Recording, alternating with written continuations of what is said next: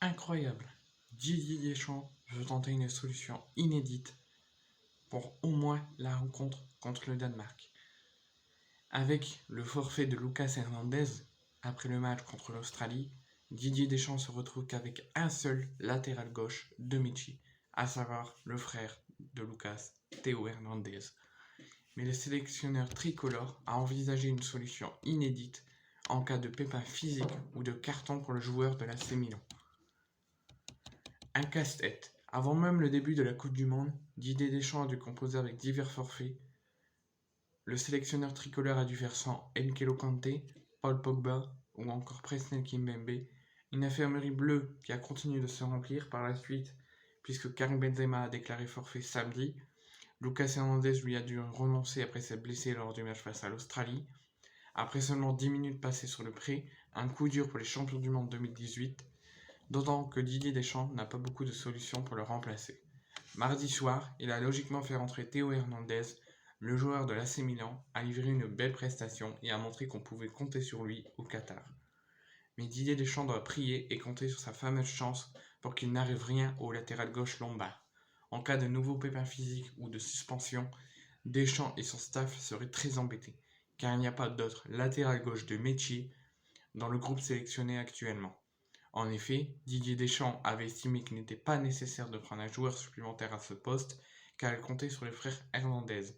Mais maintenant que les frères Hernandez ne sont plus que un, parce que Lucas est blessé et forfait, moi, je voulais, et je pense que Didier Deschamps doit le faire, c'est aller appeler un autre joueur. Peut-être pas Jonathan Klaus, je sais pas. Peut-être pas Jonathan Klaus, mais au moins Fernand Mendy, ou peut-être Klaus, ou quelqu'un d'autre. Parce que là, la solution qu'il veut tenter, s'il ne veut pas prendre de risque avec Théo, ou si Théo est titulaire en cas de suspension ou en cas de blessure, c'est de mettre le milieu du Real Madrid, Eduardo Camavinga. Eduardo Camavinga au poste de défenseur gauche. Alors que ce n'est pas un défenseur gauche, c'est un milieu de terrain axial, au milieu. C'est pas son poste.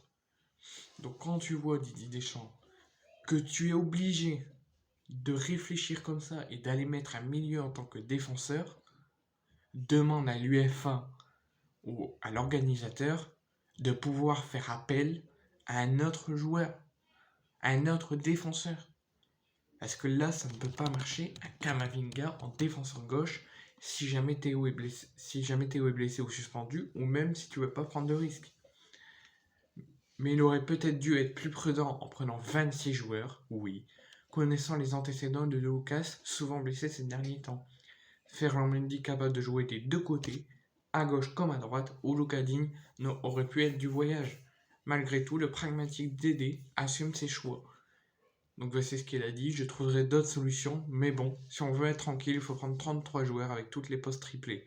Il y a Théo qui est là, puis il y aura d'autres alternatives. Rapidement, on a pensé à Adrien Rabiot, qui avait dépanné à ce poste dans une défense à 5 lors de l'Euro 2020, organisé en 2021 en raison de l'épidémie de Covid. Mais c'est un autre joueur sur lequel pourrait s'appuyer le staff tricolore cette fois-ci s'il devait arriver malheur à Théo, ou s'il ne voudrait pas prendre de risque de le mettre titulaire. Hier, lors de l'opposition entre les joueurs remplaçants face à l'Australie et l'équipe Al-Kharafa, Eduardo Camavinga a été testé à ce poste, gaucher. Le milieu de terrain buteur hier est une sérieuse alternative à laquelle pense Didier Deschamps. Arrière gauche une partie du match, il a terminé ailier droit ensuite. Pour son premier mondial, le joueur âgé de 20 ans pourrait donc rendre de fiers services aux Bleus. Pas de problème a priori pour le Madrilène, prêt à tout pour son pays. Oui, Camavinga, oui, peut-être il est prêt à tout pour son pays, mais je suis désolé, même si là ça a marché en match amical, la Coupe du Monde c'est important. Là c'était un match amical parce qu'il y a des joueurs qui n'ont pas joué. Camavinga est rentré, n'a même pas joué. Ok, c'était un match amical, il n'y avait pas de conséquences derrière. Mais là c'est la Coupe du Monde. On ne peut pas tester de mettre un milieu de terrain qui n'est pas à son poste en défenseur gauche. Donc moi j'aurais aimé qu'il appelle un ou deux joueurs de plus. Un, ça serait bien pour remplacer Théo, du genre de Ferland Mendy, qui peut jouer au poste à gauche et au poste à droite, ou Lucas Digne. Parce que là, on ne peut pas jouer à faire une défense Camavinga à gauche. C'est pas possible.